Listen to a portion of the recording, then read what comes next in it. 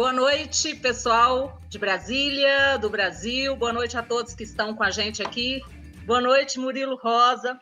Muitíssimo grata por sua presença aqui com a gente. Viu? Imagina, prazer estar aqui com vocês. Boa noite, André Amaro. Muito grata por sua presença. Obrigado, Glória. Olá, Murilo. Tudo bom, André? Prazerzaço mesmo estar aqui. Podemos fazer aquele brinde agora? Aquele brinde maravilhoso? Vamos.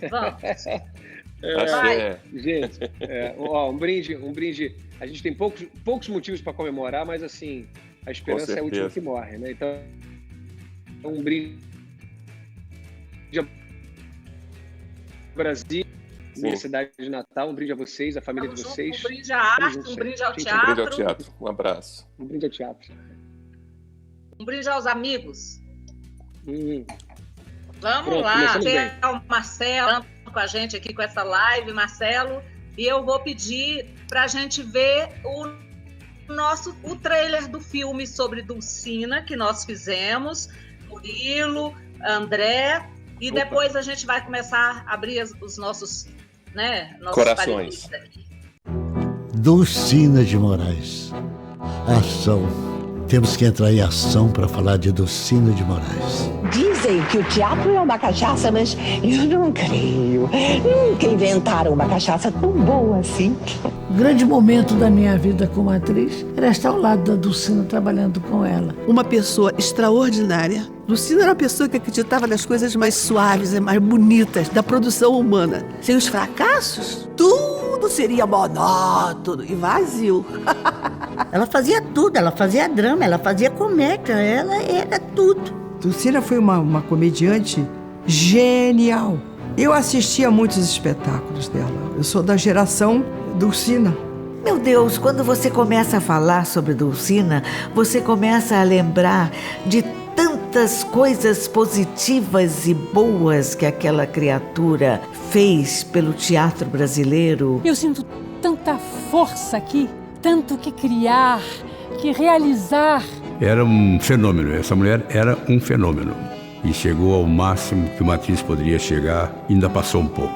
Eu acho que ela foi uma visionária. Dulcina entendeu que o seu ofício poderia ir além dos palcos. A sensação que eu tinha é que ela queria abrir o coração e passar tudo que ela pudesse sentir de teatro pra gente. E uma mulher inesquecível. Nunca trabalhei com uma pessoa tão mordaz, tão ferina, mas ao mesmo tempo tão elegante quanto Dulcina. Dulcina é eterna. Pode derrubar teatro, pode derrubar tudo, mas Dulcina não derruba. Dulcina tinha um viés autoritário, inegavelmente. Não foi isso que eu pedi. Essa, para mim, talvez seja a melhor definição que eu encontro para Dulcina de Moraes. Talvez fosse essa coisa que ela era um grande paradoxo. Uma grande sonhadora.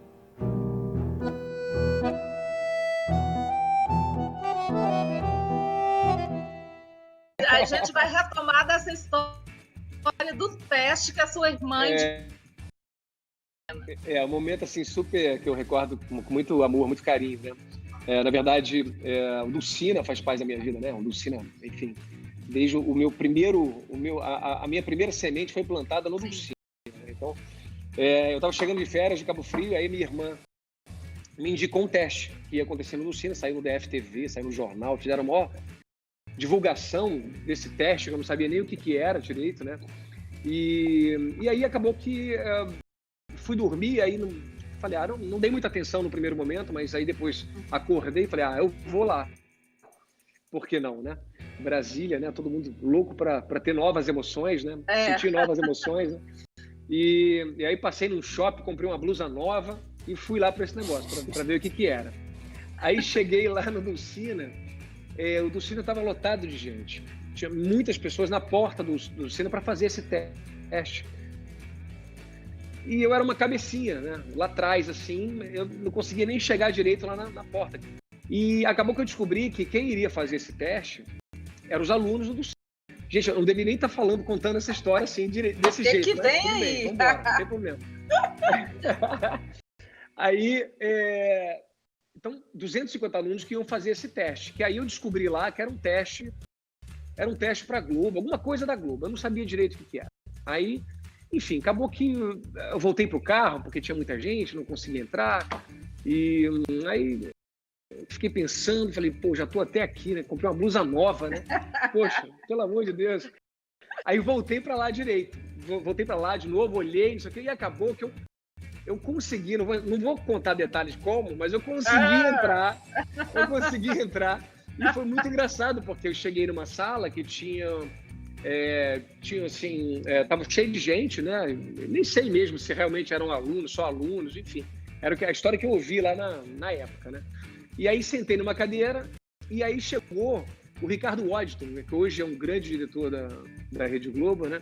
Globo, um dos diretores mais importantes. Naquela época devia ser um assistente ou um diretor começando, né? E aí ele entra e fala que ia fazer um teste, estava precisando escolher algumas pessoas. E ele acabou escolhendo 4 homens e 4 meninas para fazer esse teste. Aí sim que ele daria o texto para você no dia seguinte ir lá e fazer o teste, né? E acabou que ele foi lá escolhendo as pessoas, eu acabei ficando lá e sei lá por que fiquei. Então eram 4 homens, 4 meninas, fui para casa com um texto. Meu pai foi meu primeiro diretor, olha isso, Olha isso! E aí a gente ficou lá. Seu Adair. Seu Adair, maravilhoso. Hoje mora aqui, hoje pô, veio para o Rio depois, e temos muitas histórias aí, trabalhando, temos um escritório juntos hoje, enfim. No dia seguinte eu acabei voltando para lá para fazer o teste, né? Enfim, foi a primeira vez que eu li um texto, primeira vez que eu interpretei um texto, e de fato era na verdade aquilo não era nada, né? Não era um filme, não era uma novela, aquilo era um teste de cadastramento da Rede Globo. Olha isso. E aí eu fiz o teste, fui dentro do meu limite de um leigo naquela época, né? Fui bem, não errei, fiz direitinho. E aquilo, na verdade, era só um cadastramento. Mas aquilo serviu para mudar a minha vida, porque na época eu fazia faculdade de Educação Física, no Dom Bosco.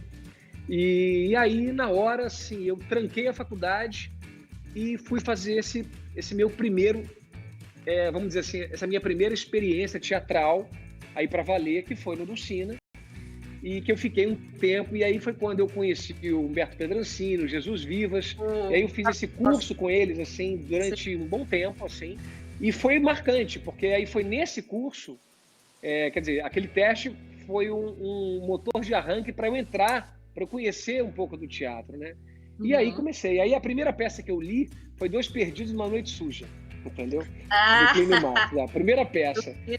E aí fiquei esse tempo todo junto com o Humberto e com o Jesus Vivas ali fazendo, e aquilo foi muito diferente na minha vida, foi modificador, assim, né? E aí eu lembro, assim, de uma coisa que o Humberto falou, que foi muito bacana, assim, porque ele ia montar Dois Perdidos numa Noite Suja, queria que eu fizesse, mas eu já estava com os planos de ir para o Rio de Janeiro, eu já estava me programando para embarcar mesmo e meter bronca aqui no Rio, né? Aí ele falou assim, olha, Murilo, beleza, eu entendo, vai com tudo, mas assim, o dia que você resolver fazer alguma coisa pela arte, faça, porque você tem talento. Quando ele falou aquilo, não sei na intuição dele, ou se foi só para dar uma força mesmo para aquele moleque ali que estava começando, mas eu guardei essas palavras. Conhecendo ele como a gente conhece, não foi, ele viu. Ele viu o que era. E eu lembro, isso foi por volta de 91, porque você foi em 92. Exatamente, isso foi em 91. Não é? Porque você foi em 92 para o Rio. Peraí, eu não estou entendendo aqui. Você fez um teste em 91 para... Você fez no começo, 91, lá no comecinho. Em 91, eu fiz um curso com o Humberto Pedrancini e com o Jesus Vivas no Dulcina. No Dulcina. E antes disso, eu fiz um teste, na verdade, que eu acho que o Dulcina cedeu o espaço lá para a Rede Globo. Para fazer o teste. Deve ter sido isso. Teste. Então, foi um teste de cadastramento dentro do Dulcina. Entendeu? E aí fui para lá, para o Dulcina, não me lembro quanto tempo, assim, mas foi um bom tempo, assim.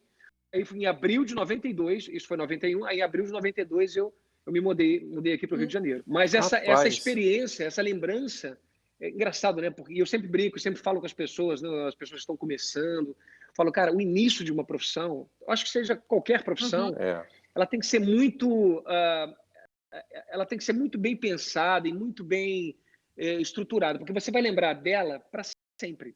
Você vai lembrar daquele início para sempre. E nesse início também, às vezes quando você faz a escola de teatro, que aí depois que eu vim para o Rio, eu fiz mais uma escola de teatro, depois entrei no tablado. Ali você vai, nesse processo de estudo, né? Você vai, é como se você montasse ali a caçamba do seu caminhão, e ali você vai jogando coisas.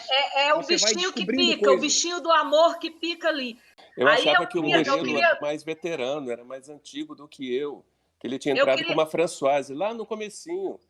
Mas eu já estava até formado quando você, ingressou. Eu tive essa experiência, assim, marcante, assim, no Dulcina, né? Mas só finalizando essa coisa, assim, porque eu acho que depois você carrega com você essas experiências que você viveu na escola de teatro. Sim. Né? Você vai experimentando, e aí engraçado que ao longo do tempo você vai buscando nessa caçamba algumas coisas que você descobriu e que deu certo, né? E você vai fazendo isso no teu trabalho, na tua profissão. Então, esse nicho, esse momento do estudo, de fazer uma faculdade, de fazer uma escola, é fundamental para o ator, para o artista, enfim, é fundamental. Jovem, então, né? A pessoa que está ainda naquela indecisão. Eu vou chamar o André aqui para a gente bater um papinho sobre esse mesmo tema. Depois eu quero contar como é que foi a minha primeira experiência com Dulcina. E eu quero saber da primeira experiência com Dulcina que o André teve. Teve uma André, experiência. Já descobrimos que você é mais velho que eu, tá bom? Pelos cálculos. Então vamos lá, Glória, vamos lá. Eu vou te contar uma historinha, vou contar para o Murilo também, porque a minha entrada na faculdade de Dulcina foi muito interessante. Não só para alguém que queria ser ator, mas para alguém que estava em busca do autoconhecimento. Né? A arte foi um meio também para eu me conhecer um pouco. Então, eu tinha 17 anos, eu era um adolescente muito tímido. Cheguei à faculdade para fazer inscrição, me perguntaram, você quer fazer bacharelado ou licenciatura? Eu não sabia nem o que era isso. Eu disse, eu quero ser ator. Roubou minha história. Aí bacharelado. E me deram um texto da peça Júlio César, era um monólogo do Marco Antônio, para eu decorar e interpretar no dia da prova. E quem estava lá era Dulcina, na banca. Então, esse foi o primeiro contato com Dulcina, mas não foi um contato propriamente, porque eu sempre fui míope e quando eu fiz a prova, tirei o óculos e eu não enxergava ninguém na minha frente. Eu sabia que ela estava lá porque eu via um vulto vermelho, que era o cabelo dela. Entendeu? Aí, esse foi o primeiro contato e esperei o resultado, passei e aí sim, começa a minha história. Por quê? Eu era, como eu já falei, um adolescente muito tímido. Já tinha passagem pela pintura, já tinha passagem também pela música. Eu nasci numa família de classe média, né? Assim, sempre tive ideais voltados para o socialismo, para a esquerda, mas fui educado segundo valores tradicionais. Tive uma educação de direita, digamos assim, né? Com todos os valores de direita. Hierarquia, obediência, essas coisas. Então, assim, quando eu entrei para a faculdade do Dulcina, eu tinha 3 coisas na minha maleta, né? Tinha essa timidez, que eu achava que não ia servir. Eu tinha uma boa educação, que eu também achava que não ia servir para nada. E tinha uma passagem pela pintura e pela música, que eu achava que poderia servir para alguma coisa. Bom, a timidez a gente sabe que não serve mesmo, porque não chega a ser uma ferramenta, né? Mas a timidez tem o seu charme, né? A timidez tem o seu momento, né? Tem charme. Tem o seu momento, né? A timidez. Contenção, né? Esse charme, essa profundidade. Na verdade, eu costumo dizer que a timidez é como o limão no leite, né? Ele coalha um pouco a nossa presença. Ele ofusca um pouco o nosso brilho, ele retém, né? O nosso estar, né? Nossa maneira de estar. Então, bom, e a boa educação também, porque não é uma virtude, né? A educação, ela é uma qualidade, mas ela não tem nenhuma vocação moral, ou seja, ela é quase uma virtude, né? Embora Kant diga sempre que é pela educação que o homem se torna homem, né? Que o homem sai da sua animalidade para se tornar humano, né? A educação no teatro não serve para absolutamente nada. Eu entrei na sala de aula E a Henriette Morinot, a francesa, atriz francesa que se radicou no Brasil, que deu aula no Lucina, me perguntou: você é filho de franceses? Aí eu falei: não. Aí ele falou: parece filho de franceses. Deve ser por causa dessa boa educação que é muito cara, né? Aos franceses. Mas, que coisa! Mas olha, posso te falar uma coisinha? Cara, eu acho que assim, essa questão da boa educação, ela é um diferencial, sim, cara, sabia? Eu acho que a boa educação ainda mais hoje, assim, eu fico, né, depois de, sei lá, você tem tantos anos, vocês têm tantos anos de carreira aí, eu tenho aí 27, 28 anos de carreira, sei lá. Fico pensando assim, cara, a educação, você trabalhar com pessoas bem educadas, pessoas legais, pessoas de boa índole, faz a diferença. Faz a diferença, sabe? Às vezes você prefere encontrar essas pessoas que, às vezes, cruzar com um talento assim raro, mas com caráter duvidoso, sabe? Eu sinto que a gente, cada vez mais, está dando valor a isso, sabe? Eu, pelo menos, tá? A gente que eu digo, eu e as pessoas que me cercam aqui. Então, cara, agradeço aí por ter tido essa educação. Esse charme. Para o bem, né? Mas a educação é essa aparência, né, de virtude, na verdade, né? Não chega a ser uma virtude. Então, eu sabia só uma coisa, que eu queria fazer teatro e que o teatro poderia ser um espaço para mim de exercício artístico, né? Eu sempre me vi com essa índole artística que queria desenvolver. Só que o teatro e a Faculdade do Lucina foi muito mais do que um espaço de experiência artística, foi um espaço de crescimento pessoal. Por quê? Porque eu tive que desenvolver ali algumas virtudes necessárias para a minha profissão. A primeira delas foi a coragem, né? Ou seja, o fato de estar em cena, em exposição, diante de uma multidão, né, sob o olhar das pessoas. Eu me lembro que eu dizia: é melhor eu ficar vermelho do que amarelo. Enfim, eu tinha que construir, eu tinha que ver a timidez, entendeu? Para marcar uma presença. E a presença, sabe, não é estar em cena, né? Presença é permanecer em cena. Então, desenvolver essa ideia, essa noção de coragem, né? De estar pronto para assumir, né, o meu lugar no palco. A segunda virtude que eu tive que desenvolver foi uma simplicidade. Lucina dizia: tem que ser simples.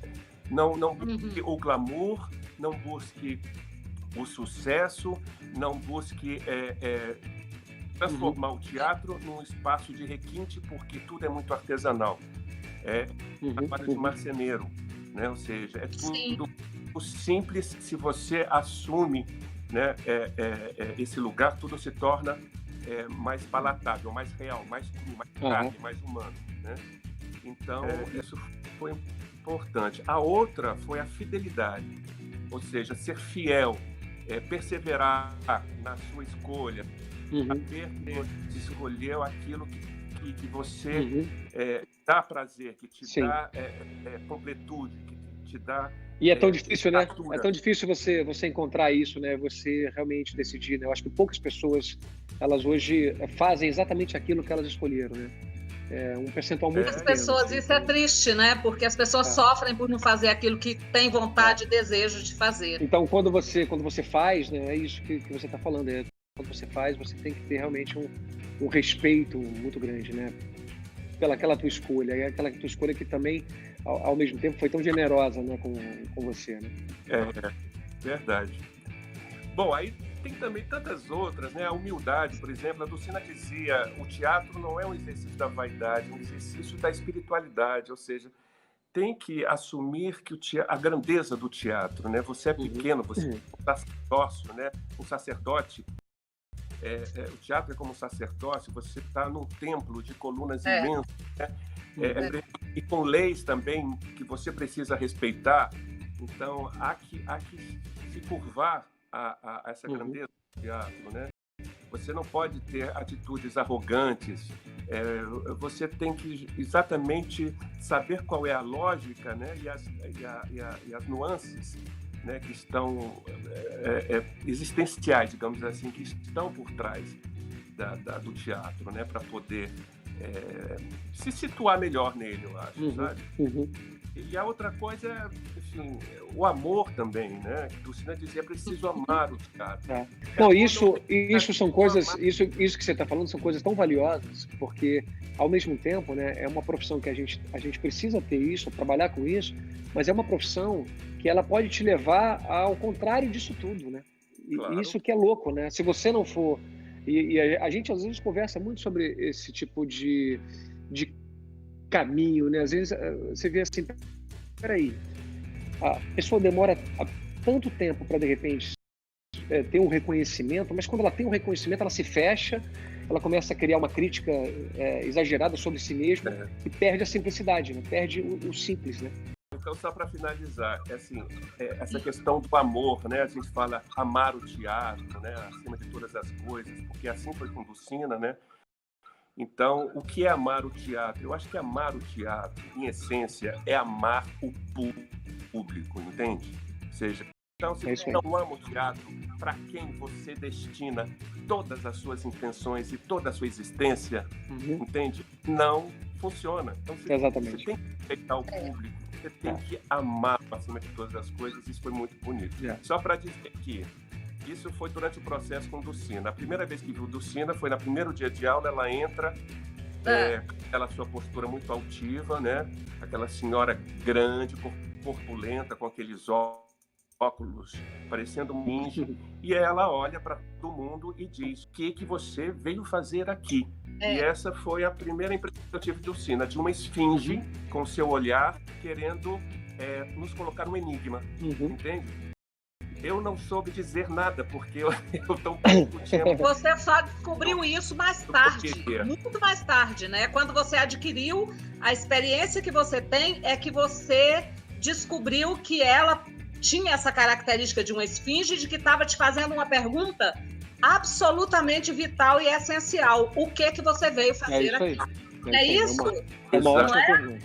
Eu conheci a Dulcina assim, eu estava lá fazendo, preenchendo a ficha para me inscrever para o primeiro vestibular. E aí eu não sabia, como o André, eu não sabia a diferença entre licenciatura e bacharelado. A mesma coisa. Aí eu tô lá assim, né? Sem saber o que fazer e tal. E aí vem aquela senhora: minha filha, algum problema? Aí eu disse: um monte deles. E ela: posso ajudar? Eu disse: na verdade, eu tô aqui, né, fazendo uma inscrição por uma coisa que eu não sei se eu quero fazer, se é isso. E agora, para piorar, não sei o que é licenciatura ou bacharelado. Aí ela se interessou pela conversa. E se sentou do meu lado e falou assim: você gosta de artes? Eu falei: eu gosto, mas meu pai não gosta.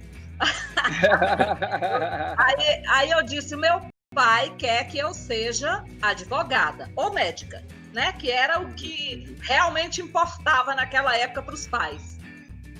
E aí eu disse para ela o seguinte, que eu havia convencido meu pai da seguinte maneira. Eu disse: meu pai falou assim: olha, você argumenta bem, você seria um advogado excelente na família. Pai, tudo bem, tá aqui o meu argumento. O que eu acho que eu não quero ser advogada porque eu não quero correr o risco na minha vida de condenar um inocente ou inocentar um culpado. Por isso eu não quero fazer direito. E aí ele ia dar uma advogada excelente com argumentos faz o que você quiser.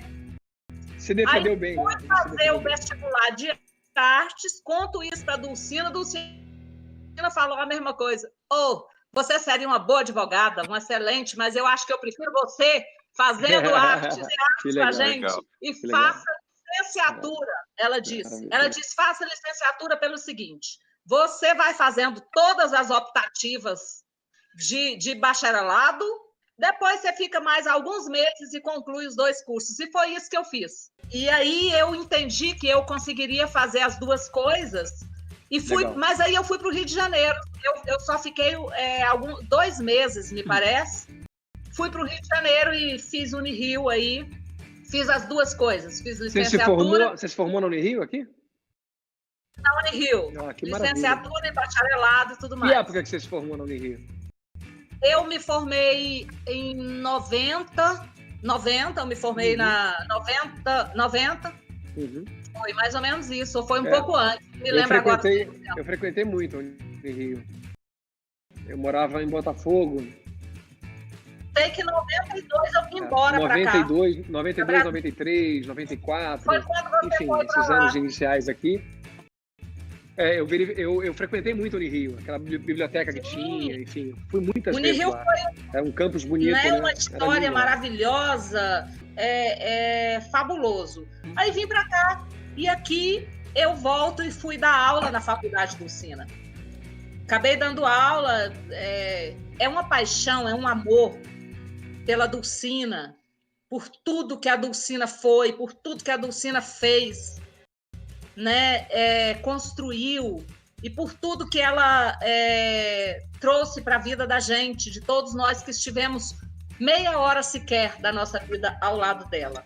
Eu não conheci, né, a Dulcina pessoalmente, né, mas essas grandes damas, né, do teatro, né, demais. São muito interessantes, né? São muito interessantes. Eu cheguei a trabalhar, protagonizei uma peça que a Bibi dirigiu, Bibi Ferreira, né?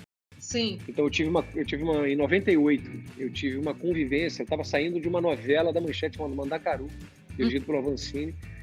Fui fazer um filme com Guilherme Fontes, um filme que ainda não ficou pronto, não é o Chateau não, é um outro filme chamado Caudilho e Jagunço, muito bacana. E aí fui fazer essa peça com a Bibi Ferreira. E eu, por causa da filmagem, eu atrasei 2 semanas. Olha. Então eles começaram a ensaiar e eu não estava. Imagina, um moleque, um cara novo ali, cheguei 2 semanas atrasado no ensaio, quer dizer, o cara que ia fazer o papel principal. Chego lá, olha que interessante, ela me bota sentado do lado dela, passa a peça inteira com um ator no meu lugar, que era o Pascoal da Conceição, que é um ator maravilhoso de São Paulo, fazendo o meu personagem. E aí, depois que passou, ela virou para mim e falou, agora você entra. E me botou para fazer a cena principal da peça, que era também com o Pascoal, fazendo um outro personagem, né? Foi um embate principal. Então, no primeiro dia de ensaio. Só que, não era bobo nem nada, então eu já cheguei com tudo pronto também, pronto assim, já cheguei com a peça toda decorada, estudada, do meu jeito ali, né? Então cheguei, fiz a cena, aí eu ganhei o primeiro pontinho dela, né? E aí começamos, mas assim, essas grandes damas, eu não sei como é que era o temperamento da Dulcina, né, mesmo assim, mas essas mulheres do teatro, o respeito era tão grande, e é tão grande pelo teatro, né, que ela não quer um aventureiro ali, assim, de qualquer forma, né? Exatamente. Ela quer alguém apaixonado pela profissão. A Dulcina não perdoava nenhum ato de negligência, ou seja, ela queria que as pessoas estivessem absolutamente comprometidas. Há casos de amigos que contam que tinham filhos e que chegavam atrasados na aula e ela dizia, mas você não pode, você ou tem que fazer teatro ou tem que cuidar da sua filha. Nossa, que coisa, tá vendo? Você está para estar aqui. Exatamente. Dulcina representa hoje um símbolo, vamos dizer assim, um símbolo de resistência, né? de uma artista de verdade e que entendeu que o seu ofício poderia ir além dos palcos. Nunca trabalhei com uma pessoa tão mordaz, tão ferina, mas ao mesmo tempo tão elegante quanto Dulcina. Uma coisa que também eu gosto muito de lembrar e que é sabido por todos é que Dulcina considerava o teatro um templo. Não era simplesmente uma técnica, a gente não estava ali para aprender simplesmente um conjunto de postulados sobre a arte teatral. A gente estava ali também para aprender uma ética, ou seja, o teatro passa por dentro de você, você é o próprio instrumento do seu trabalho, como um violão, né? Você tem que tocar suas cordas internas, onde elas estão. Então essa busca, essa pesquisa, onde está o meu potencial, era, digamos, a nossa missão maior, né? Era o nosso propósito, a nossa mágica. A Dulcina de Moraes, ela modificou, ela trouxe um conhecimento para a gente. Ela trouxe...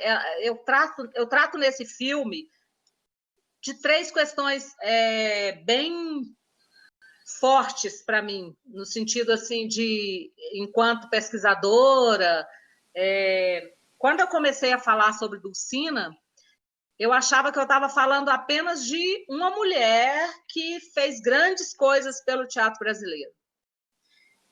Quando eu comecei a conversar com vocês, artistas, todos vocês, Dulcina entrou nas nossas vidas, sabe, assim, profissional, de uma forma muito forte. Ô, Glória, deixa eu te fazer uma pergunta. Sim. A gente sabe que esse filme é muito vitorioso, você é uma guerreira, né? Você acabou produzindo um conteúdo muito vasto sobre a Dulcina, mas a vida de Dulcina é muito maior do que um filme, muito maior até do que a própria biografia do Sérgio Viotti, que tem 643 páginas. Isso.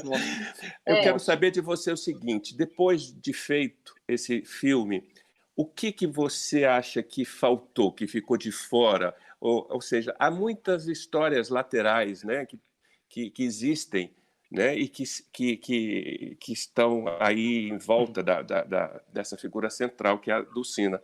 Então, o que na sua opinião, ainda pode ser falado sobre Dulcina? Vai ter parte 2? Isso, gente, pronto, em resumo. Gente, olha, eu vou te falar uma coisa. Em primeiro lugar, que precisa, Murilo, ter parte 2, sim. Tem 40 horas de gravação para 1h30 de filme. Faz uma, já vou te dar uma dica, faz uma série. Pois faz uma série desse material. Pois é. Então, assim... O Tom Hanks e o Spielberg, quando eles fizeram aquele filme O Resgate do Soldado Ryan, eles tinham tanto material, que aí depois os dois resolveram fazer uma série. Fizeram só Band of Brothers e depois The Pacific. Mas, assim, se eu for fazer novamente, se eu for dar uma continuidade para esse projeto, eu não volto mais, infelizmente, naquilo que eu gostaria de voltar, que era o anterior da vida dela, que pessoas me contaram. Infelizmente, faleceu a pessoa que me contou coisas importantíssimas, faleceu há 2 meses, a advogada da Dulcina, porque Dulcina de Moraes mesma falou. Dulcina de Moraes disse o seguinte: eu não sei mexer com número. Não foi, André? André conhece Dulcina. Sim. Dulcina não sabia mexer com número. Dulcina disse que certa feita ela estava com um espetáculo em cartaz e ela não sabia quanto custava o ingresso. Então, ela era uma pessoa que ela estava tão conectada e tão ligada com o fazer cultural, com o fazer artístico. Ela estava tão conectada em ensinar. E eu até acho que nós 3 que estamos aqui agora, por exemplo, nós fazemos parte do sonho da Dulcina, porque Dulcina, quando era ainda muito jovem, ela disse que o sonho dela era formar artistas, era formar pessoas que estivessem conectadas com a arte, com a cultura e quisessem se desenvolver naquilo. E a gente, de uma certa forma, né, a gente conseguiu isso e a gente passou por ela, e a gente passou por uma estrutura que ela criou e tudo mais, por um pensamento e um desejo dela. Então, assim, a Dulcina, a advogada da Dulcina me disse, e eu disse isso na primeira live, e vou repetir talvez de uma forma até mais branda, que a Dulcina, ela vendeu o teatro dela lá, o Teatro Dulcina, no Rio de Janeiro, porque Dulcina tinha uma dívida imensa com o Teatro do Rio de Janeiro. Aconteceu que ela confiou em alguém que passou a perna nela, digamos assim. Bom, isso se repetiu depois, né? Ou seja, parece que a vida da Dulcina está um pouco ligada a essas figuras meio escusas também, que tentam sempre dar... Mas a vida está cheia dessas pessoas, né? Infelizmente, aqui no Brasil tem muita gente assim, né? Muita. Tem, infelizmente. E, André, eu quero que você me ajude nisso também, que você conhece Brasília, para a gente falar 5 minutinhos, Murilo, e a gente ver que isso que a gente está conversando aqui, de repente, pode, de alguma forma, talvez que a gente não entenda agora, ajudar. Porque o complexo da Fundação Brasileira de Teatro está passando por momentos muito difíceis. Já vem de muito tempo, não é de hoje. Eu não posso ser injusta e dizer que é agora. Não é. A própria Dulcina não sabia quanto custava o ingresso do espetáculo dela. E ela ia ao Rio de Janeiro, comprava chapéus e dizia quanto é. Aliás, passa lá na bilheteria e pega o seu dinheiro. Exatamente isso. Então, ela nunca se incomodou com dinheiro, achando que isso... A situação da faculdade está muito difícil, é isso? Totalmente, Murilo. Você não faz ideia do que está acontecendo com a faculdade, com a Fundação Brasileira de Teatro. Você sabe que há uns anos, né, já tem muitos anos, eu fiz uma campanha para a Faculdade do Dulcina. Não sei se você sabe disso. Mas tem uma campanha que eu fiz, foi uma campanha até inteligente, mas ela acabou que foi... Eu acho que ela foi tão inteligente que eu acho que muita gente não entendeu que era uma campanha para a faculdade, entende? Mas era uma campanha bonita, assim. Tenta resgatar isso aí, assim... se depender de mim, eu já autorizo a minha imagem, se vocês quiserem usar para alguma coisa. Tá? Só não me lembro agora qual foi a produtora que fez, mas foi feito uma campanha que se espalhou aí por Brasília para a faculdade. Então, da minha parte, está autorizado aí por mim, vocês usarem aí, se isso for ajudar vocês. Nossa. A Dulcina criou... Essa é uma outra coisa fundamental. A Dulcina vendeu tudo que tinha no Rio de Janeiro, vendeu o Teatro Dulcina que ela tinha no Rio de Janeiro, pagou as dívidas que ela tinha lá, trouxe o que sobrou de lá para cá, ela tirou tudo que era pessoal dela, porque ela podia simplesmente ser uma mulher rica e ponto, pegou tudo e transformou numa fundação. Vamos resumir essa história, porque essa história é bastante cansativa, né, Glória? Há várias maneiras de ajudar a faculdade. Eu estou aqui só ouvindo essa história. Há várias maneiras de ajudar nesse momento. Existe uma campanha chamada Levante Dulcina. Essa live mesmo que a Glória faz parte dessa campanha. Eu também estou fazendo algumas lives entrevistando ex-alunos da faculdade para divulgar a campanha, né, para que eles se engajem também. Uma forma é poder divulgar a campanha para tornar público, né, o máximo possível. Outra forma é você fazer uma doação direta específica da Faculdade Dulcina. Você pode oferecer mão de obra, né? Ou seja, mão de obra voluntária, se você é pintor, se você é marceneiro, enfim, se você é decorador, enfim. Assim, se me permite, eu acho assim que, eu não sei, essa questão da dívida aí, eu não sei, né? Porque às vezes tem algo aí que a gente realmente não sabe, né? Então, mas assim, poxa, tem que ir atrás de um grande empresário de Brasília, um cara que realmente tem uma estrutura muito grande e que o cara entre e ser... A faculdade se chama Dulcina de Moraes e o nome do patrocinador. Seria lindo se ali se tornasse também, já que é uma fundação, se tornasse uma coisa pública, uma coisa do governo, entendeu? Mantém-se o nome, uma coisa pública, distrital, as pessoas vão ali, pode ser um espaço para quem quer, né, se dedicar à arte. É o que eu costumo dizer, né? Não é só a questão da faculdade, é a história, né, do teatro brasileiro, né? Que a gente tem que preservar. Dulcina representa grande parte do teatro brasileiro. Não é à toa que ela foi eleita ou foi nominada aí a personalidade teatral do século XX, né? Então, quer dizer, há todo um conhecimento também por trás da história de Dulcina, há toda uma história de ensino também, né? Há toda também uma história de defesa dos direitos do artista, que Dulcina encampou, vá também melhor do que simplesmente salvar financeiramente a faculdade. Né? Eu sei que os 180 primeiros professores que atuaram na rede pública do Distrito Federal de Artes foram formados na Faculdade de Artes Dulcina de Moraes. Exatamente. E aí você vê o quão importante e fundamental é isso para uma cidade, para a capital do país. Eu queria agora saber um pouquinho de vocês dois. O que é que vocês acham diante dessas novas tecnologias que a gente está vivendo? O que acontece com o teatro agora? Como é que a gente vai vê o teatro daqui para frente? Eu acho que o teatro não vai morrer nunca, Glória. Eu acho que o teatro tem o seu, né, sempre teve, durante séculos e séculos, é uma arte milenar. Sim. A gente está vivendo uma situação muito especial.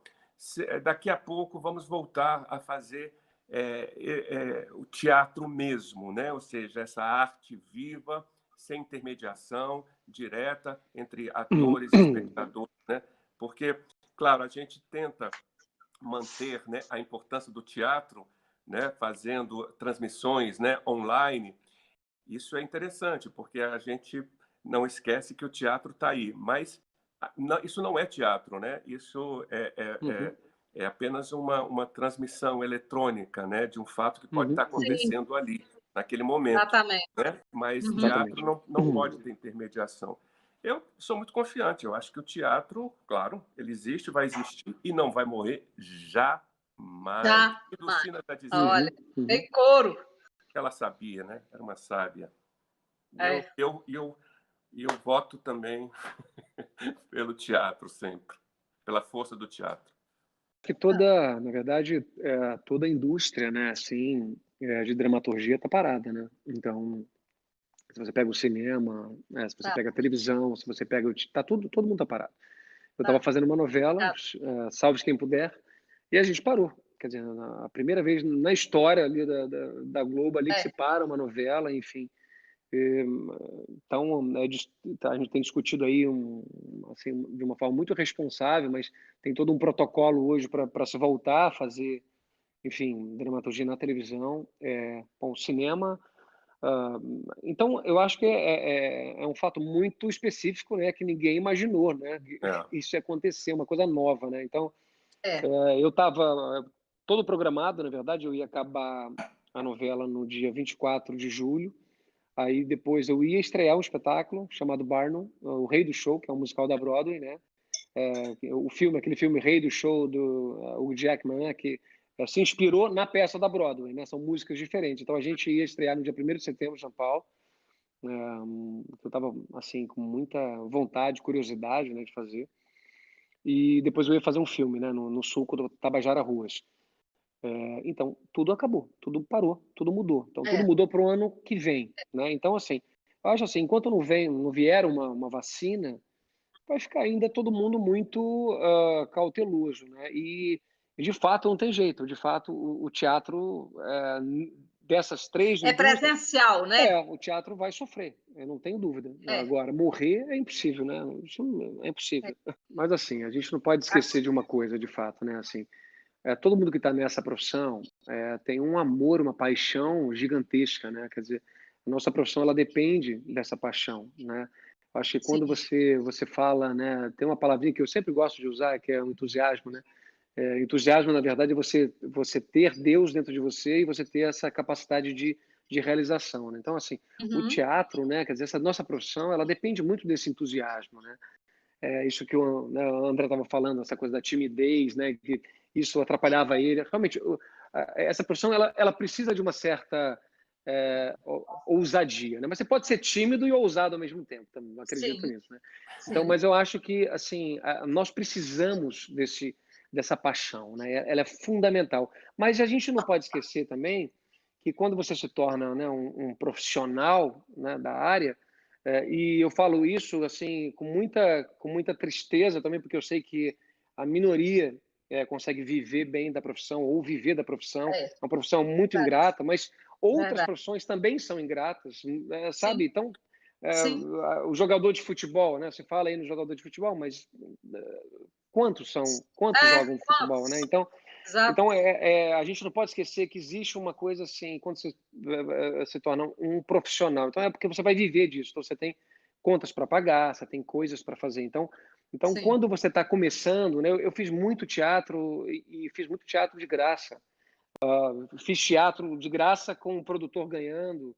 Então, eu já passei por todos esses processos, né? Então, assim... e tem muita gente que ganhou muito dinheiro com teatro também, né? Assim, o teatro pode ser um bom negócio, né? Porque se você faz um grande espetáculo, você tem um bom público, né? Você realmente... Você faz um espetáculo, tem ali uma bilheteria, 500 pessoas todo dia, 1.000 pessoas, enfim, é um bom negócio, né? O que eu acho é que você tem que ter cuidado nas escolhas. Eu acho que principalmente no teatro, e assim, para gente aqui, eu sempre também pensei, o ator tem que fazer de tudo, né? O ator brasileiro, né? Ele tem que se meter na indústria do cinema, tem que se meter na indústria da televisão, na indústria do teatro, tem que fazer ali as campanhas comerciais quando pintar, assim, não é isso, é um misto de tudo, né? Mas o teatro é onde a essência do ator vai estar escancarado. Então, você até se permite fazer alguns outros trabalhos em outros lugares que você fala assim, né? Isso aqui. Agora, o teatro é onde eu acho que a tua essência ela tem que estar em primeiro plano, a tua essência. Então, se você faz uma besteira, que eu digo assim, uma coisa muito equivocada no teatro, mostra um pouquinho da tua alma artística, né? Vamos dizer assim. Então, eu acho que o teatro merece, sim, bons espetáculos. Estou falando isso por quê? Porque nós temos que ter bons espetáculos. E depois dessa pandemia, desse lugar aí onde nós caímos hoje, nós teremos que oferecer para o público grandes coisas, sabe? O público merece, Sim, né? Se merece. a gente gosta disso, né? Então a gente vai ter que pensar muito e se reinventar. É por né? ele, Porque né? não adianta você criar mais do mesmo, né? Eu acho que a gente tem que se reinventar. E isso é bom. Isso é bom, porque a gente, o ator quando está em dificuldade, né, a gente tem capacidade de criação, eu acredito que é maior ainda, né? Então é um desafio que foi lançado. Vamos ver. Quando morre uma pessoa como Dulcina, quando morre um ator como Paulo Tran, enfim, que viveram um mundo de teatro muito baseado na disciplina, na seriedade, a gente também perde um pouco desse pensamento. Então, é preciso a gente não deixar morrer, não só o teatro, não deixar morrer um teatro feito com muita dedicação, com muita responsabilidade, com liberdade, sim, mas com disciplina, amor, enfim, com comprometimento, né? Porque há toda uma geração também que, enfim, que se coloca de uma maneira às vezes muito festiva e que, enfim, contamina, digamos, às vezes processos de teatro que poderiam ser mais prospectivos, mais positivos, mais entusiásticos e acabam sendo ambientes muito alegres demais, né? Eu costumo dizer, não me venha com a sua felicidade para fazer teatro, para ensaiar. Eu não quero gente feliz, eu quero gente que tenha a consciência da sua dor, porque é só pela dor que a gente consegue chegar na nossa essência, porque é a parte constitutiva do ser humano, é a dor, né? O prazer é a nossa utopia, né? Então não me venha com prazer, não me venha com essa falsa ilusão. Claro, o ator precisa disso. O ator, quanto mais tem espaço para tudo, né? Eu acho que para sua dor, para sua alegria. Eu acho que o teatro é esse misto, né? Mas a dor, nossa, a dor Olha, esse é um assunto que a gente um dia pode conversar, sabe? Essa questão porque eu adoro falar sobre processo, sabe? E processo é uma coisa tão pessoal, né? E pode ser tão diferente ao mesmo tempo. Processo, quando eu falo, assim, um processo de construção, né? De cada personagem, né? Assim. Sim. Então, assim, cada ator, às vezes, tem um jeito de se entender e se conhecer. Então, você pega desde um Laurence Olivier da vida, e aí você bota um Dustin Hoffman perto, e como já aconteceu deles fazerem um filme juntos, né? E o Dustin Hoffman fazendo um aquecimento igual um doido para fazer uma cena, e o Laurence Olivier com as pernas cruzadas e tipo assim, fumando um cigarro, falando assim, não né? seria melhor interpretar? Foi o que ele disse, né? Então, o processo é pessoal nesse sentido. Agora, quando você está num trabalho, ele é coletivo, claro. Quando você está com um diretor que dita qual é o processo, isso é bacana. Eu digo processo assim pessoal, assim. Então, mas eu amo essas diferenças de processo. Eu acho isso é um prazer, assim, sabe, quando você encontra um diretor que te oferece algo diferente, algo novo, né? Eu acho que esse é o grande barato, sabe? Você experimentar processos diferentes, eu acho isso maravilhoso. Mas eu queria só agradecer vocês aí, um beijo para vocês. Obrigado aí pelo papo, pelo convite, tá bom? E Com quero ver o certeza, filme. vou passar. Quero ver o filme e depois a gente vai tomar um vinho. Né? Beijão para todo mundo de Brasília, pô. Turma maravilhosa. Pois é. Boa cidade. A gente beijo. Valeu, Beijo gente. pelo beijo, Foi ótimo, André. Bonito, ter Muito disponível grata um pouquinho a todos. Glória também. Obrigada. Mais uma vez. Obrigado.